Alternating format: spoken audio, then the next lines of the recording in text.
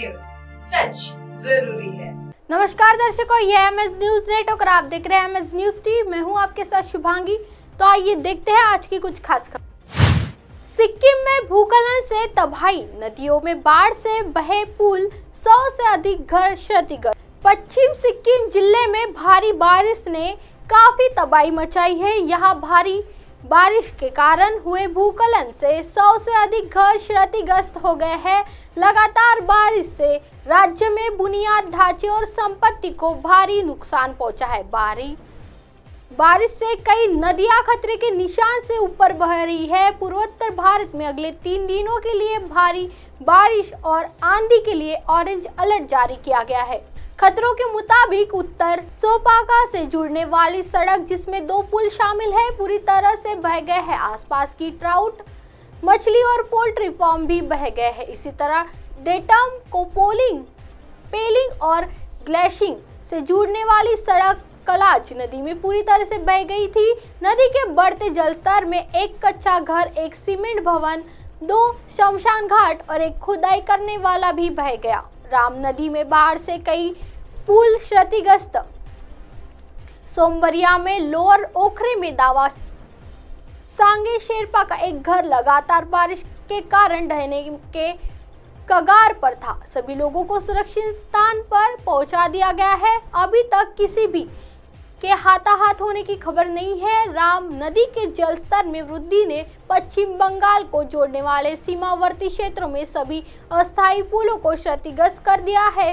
पुल खलन में फंसे पर्यटकों को सुरक्षित निकाला। शुक्रवार भारी बारिश के कारण लाचेन, लाचुंग और चुंगथांग घाटियां प्रभावित हुई, जो मगन के उत्तरी सिक्किम जिला मुख्यालय से चुंगथांग जाने वाली सड़क पेगोंग सप्लाई खोला में अवरुद्ध हो गई, जिससे यातायात बाधित हो गया। उत्तरी सिक्किम में भूस्खलन और अवरोधों के कारण लगभग 3500 पर्यटक फंसे हुए थे, जिन्हें सेना द्वारा बचाया गया था।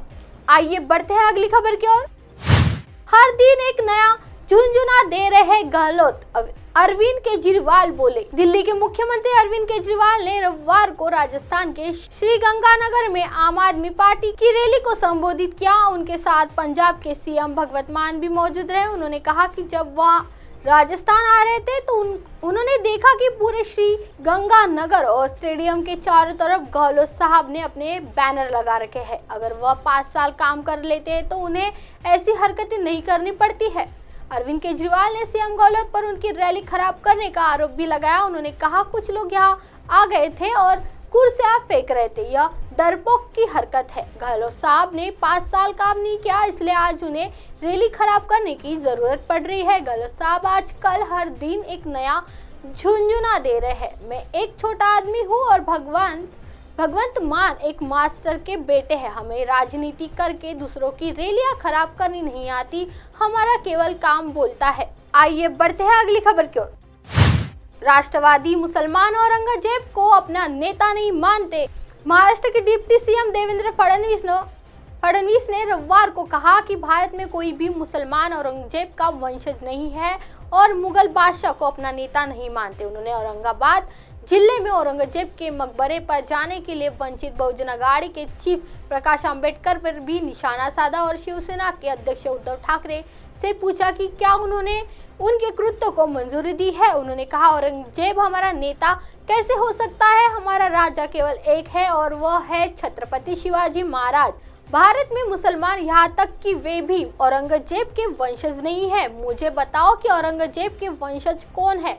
औरंगजेब और उनके पूर्वज कहाँ से आए थे? इस देश में राष्ट्रवादी मुसलमान उनका समर्थन नहीं करते हैं और वे केवल छत्रपति शिवाजी महाराज को अपना नेता मानते हैं। अब आप हमारे चैनल को आपके मोबाइल पर भी देख सकते हैं। मोबाइल ऐप पर देखने के लिए play store MS news T आज डाउनलोड करें। इंस्टा, ट्विटर, हाइको, फेसबुक और कई सोशल मीडिया के प्लेटफॉर्म पर हमारा चैनल उपलब्ध है। आप इसे यूट्यूब पर भी देख सकते हैं। आप हमारे चैनल को लाइव भी देख सकते हैं www.msnewsd.com पर। फिलहाल वक्त चला दर्शकों ब्रेक का। ब्रेक से लौटने के बाद देखिएगा देश और दुनिया की तमाम खबरें। बने रही एमएस न्यूज टी पर। नमस्कार।